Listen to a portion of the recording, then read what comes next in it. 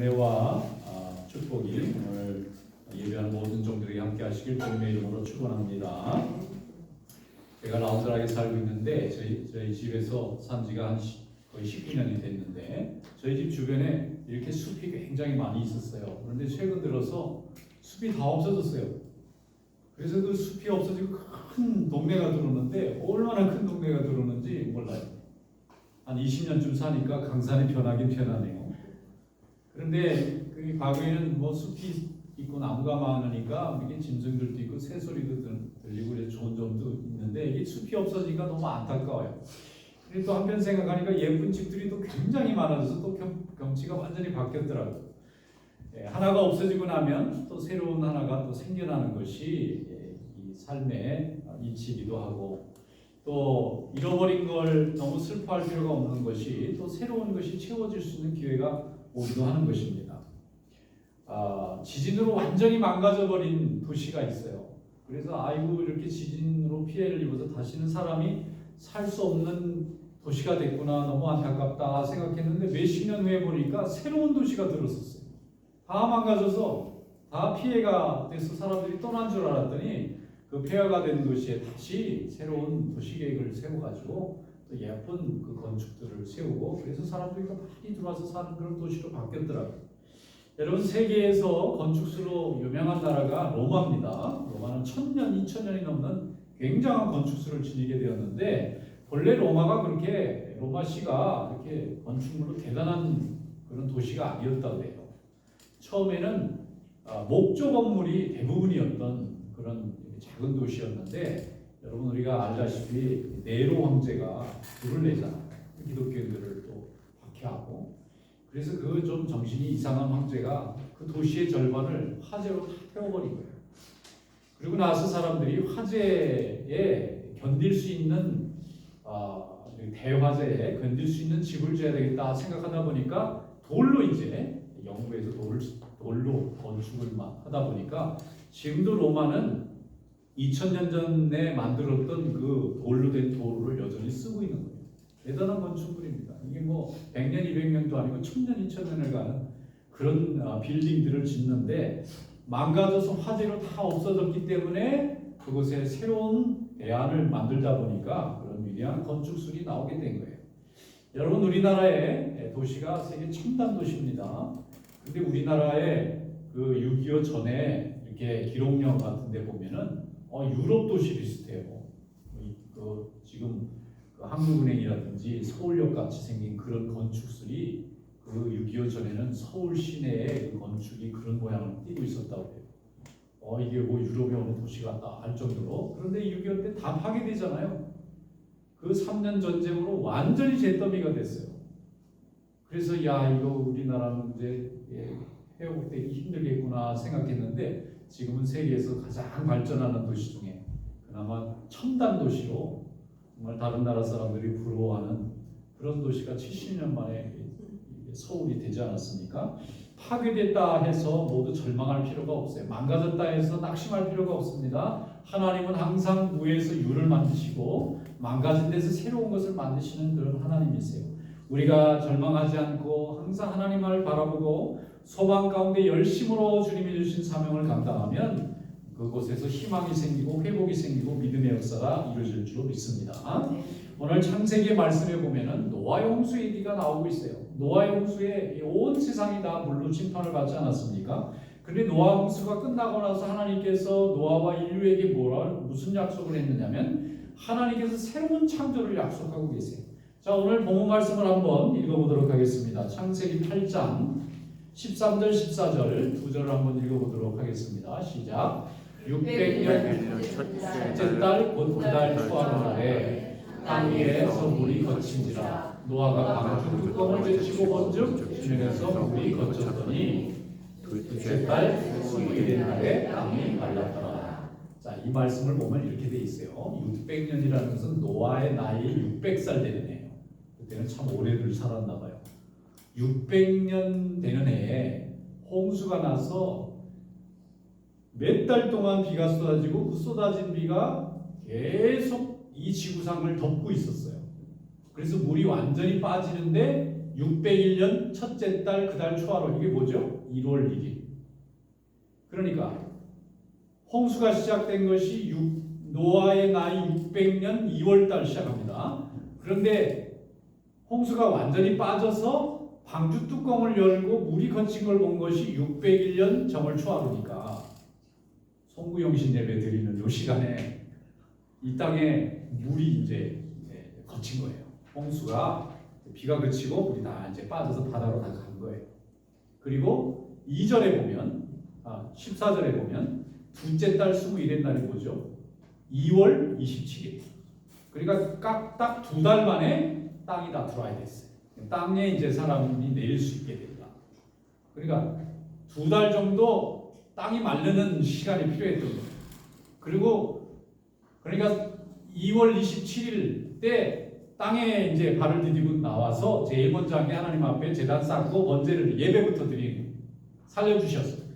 온 인류가 다 죽었잖아요.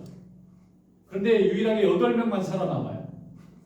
노아 부부하고 세 아들 총 8명. 인류가 노아의 가족 아들 셈함 야벳으로 인해서 온 지구상에 이제 인류가 퍼지게 되잖아요. 뭐 어떤 사람은 셈은 백인이고 뭐 함은 흑인이고 뭐 야벳은 동양 사람이고 그렇게 뭐 얘기하는 사람도 있던데 꼭 일치되는 건 아니에요. 뭐 그렇다는 거죠.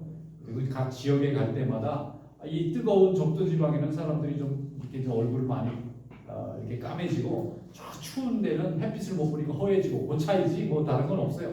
다 DNA는 다 노아의 DNA니 또 아담의 DNA를 그대로 다 우리 인류가 가지고 있는 거죠.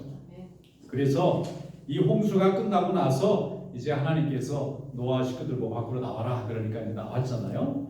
그러니까 얼마나 감격스럽겠어요. 이 세상의 모든 인류가 죄로 인해서 심판받았는데 노아는 하나님의 의인이고 순종했기 때문에 방주를 짓고 방주 몇 년 지은지 아시죠? 방주 120년을 지었어요. 그리고 그것도 방주를 어디다 지었죠? 해변가에 짓지 않고 산꼭대기에다 지었잖아요.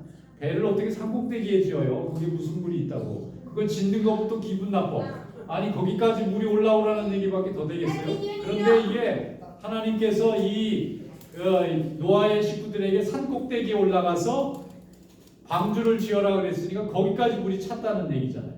근데 하나님이 이제 구원해 주셔서 노아의 식구들이 땅으로 내려오고 나니까 하나님께서 이 노아에게 무슨 얘기를 했느냐면 이제 다시는 물로 이 세상을 심판하지 않겠다. 그리고 이 8명밖에 안 되는 인구지만 여기서 계속 자손이 번성해서 생육하고 번성해서 온 땅에 충만하게 될 거다라고 주님이 축복해 주시는 줄로 믿습니다. 그래서 심판으로 이 세상이 다 멸망당했지만 거기서 하나님은 정말 씨앗 같은 작은 생명을 남겨가지고 거기로부터 다시 한번 세상의 인류를 가득 차게 만들어서 우리가 아담의 후손이면서 또 노아의 후손이 되는 거예요.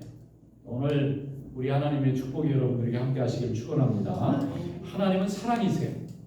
그래서 죄를 굉장히 미워하시지만 또 순종하고 또 신실한 생명은 하나님께서 사랑하신다고 믿습니다. 로마 제국이 기독교를 굉장히 핍박했어요. 또 하나님을 부정하는 공산주의들이 굉장히 교회를 핍박했어요. 그래서 교회는 사라졌다 이렇게 생각했지만 생명 구원의 하나님의 역사를 이기는 세상의 권세는 없습니다. 우리가 지금도 세상에서 전쟁이 계속되고 수많은 죄악들이 일어나고 있지만 우리가 낙심할 필요가 없는 것은 낙심하지 않아도 되는 것은 하나님은 지금도 살아계시다는 거예요. 오늘 하나님이 살아계신 줄 믿습니다. 하나님은 고치십니다. 망가진 것을 고치고 또 병든 것을 회복시켜 주시고 치유해 주세요. 지금도 구원의 역사가 우리 가운데 이루어질 줄 믿습니다. 지금도 하나님은 헌신하는 신령들을 찾으셔서 이 땅을 고치시고 세우시고 구원하시고 영광 받으실 줄 믿습니다. 요한계시록 24장 4절에 보니까 요한이 만보성에서 환상을 보니까 하나님의 보좌가 보이고 천사가 보이고 또 수많은 성도들이 보이는 거예요. 근데 주님이 말씀하시기를 요한계시록 21장 4절입니다. 모든 눈물을 그 눈에서 닦아주시니 다시는 사망이 없고 애통하는 것이나 곡하는 것이나 아픈 것이 다시 있지 아니하리니 처음 것들이 다 지나갔음이로라. 세상을 다 심판하는 요한계시록의 그 심판의 메시지 이후에도 하나님이 다 지나갔다. 새로운 창조와 새하늘과 새 땅을 열어주시겠다는 거예요. 영원한 하나님의 기쁨을 하나님께서 다시 우리에게 허락해 주실 줄로 믿습니다. 베드로는 예수님을 3번이나 부인하고 깊은 상처를 입고 갈릴리 어부로 돌아간 거예요. 그런데 하나님이 그를 다시 회복시키지 않습니까? 자, 2023년 이제 묵은 해가 지나고 2024년 새해가 됐어요. 올해가 우리 한국 분들이 이제 동양에서 우리가 세는 해로 용띠의 해입니다. 근데 뭐 파란 용이라고 그러더라고, 빨간 용이라고, 청룡의 해라고 그러는데, 자 이제 호랑이는 지나가고 용의 해가 다가왔어요. 하나님은 시간을 창조하시는 분이에요. 하나님은 모든 걸 창조하시지만 특별히 시간도 창조하세요. 새로운 시간을 우리에게 사용할 수 있도록 하나님이 기회를 주셨어요. 그러니까 올해 저는 개인적으로 저희 아버님께서 여름에 소천하셔서 한국에 가서 장례식을 하고 왔는데, 제가 12년 동안 한국에서 부목사로 섬기던 교회 담임 목사님이 저희 아버님하고 나이가 1살 차이시거든요. 제가 참 사랑도 많이 받았는데 어제 또 돌아가신 거예요. 올해는 이렇게 가까운 분들이 다 세상을 떠나시는 거예요. 우리가 영원히 살 수 있는 사람은 없어요. 아무리 우리가 가까이 있고 싶어도 때가 되면 우리 육신을 내려놓고 하나님께 부름받아서 우리가 갈 수밖에 없는, 영원히 사는 사람은 아무도 없습니다. 아무리 건강한 사람도 아무리 권세가 있는 사람도 하나님이 정해놓으신 이 창조의 시간을 거스르고 어긴 살 사람은 아무도 없어요. 그래서 하나님이 우리에게 달란트를 주시잖아요. 이것이 시간이고 기회라는 뜻입니다. 아직 때가 낮으니까 일할 수 있어요. 밤이 되면 아무도 일할 수가 없습니다. 베드로는 예수님을 3번이나 부인하고 상처를 입고 나는 예수님 제자들 능력이 없나 보다. 그리고 갈릴리 어부 생활로 되돌아갔어요. 그런데 부활하신 예수님이 다시 오셔서 그를 다시 회복시켜 주실 때 그런 용기를 얻고 하나님의 말씀을 붙잡고 세상을 향해서 복음을 전하는, 땅끝까지 복음을 전하는 큰 사도가 되었습니다. 성도는 믿음으로 열심히 살아야 됩니다. 그런데 믿음의 삶을 멈추면 우리 믿음이 죽을 수밖에 없어요. 실패, 좌절, 상처는 마귀가 우리를 주님의 일에서 멀리 떨어지게 만드는 무기와 같아요. 상처받았다, 실패했다, 좌절했다, 이것이 우리의 주신 사명을 막는 길이 되서는 안 됩니다. 여러분 굴복하지 마시고, 성도의 앞길을 막을 자는 아무도 없어요. 하나님이 우리와 함께 하십니다. 그리스도의 영광의 십자가를 만나는 그날까지 찬양하고 예배하고 하나님을 사랑하고 더 열심으로 주님을 위해 헌신하는 우리 성도들 다 되시기를 축원합니다. 하나님께서 우리와 함께 하실 것을 믿고 오늘도 용기 있게 주님께 영광 돌리는 삶이 되시기를 축원합니다. 요한복음 21장 18절에 예수님께서 베드로에게 말씀했어요. 내가 진실로 내게 이르노니 내가 젊어서는 스스로 띠뛰고 원하는 곳으로 다녔거니와 늙어서는 내 팔을 벌리리니 남이 내게 띠띠우고 원하지 아니하는 곳으로 데려가리라 그랬습니다. 여러분 이제 새해에는 내가 원하는 곳으로 가는 것이 아니라 주님이 원하는 곳에 가는, 주님의 일에 순종하는 승리하는 한 해가 될 수 있기를 주님의 이름으로 축원합니다. 기도하겠습니다.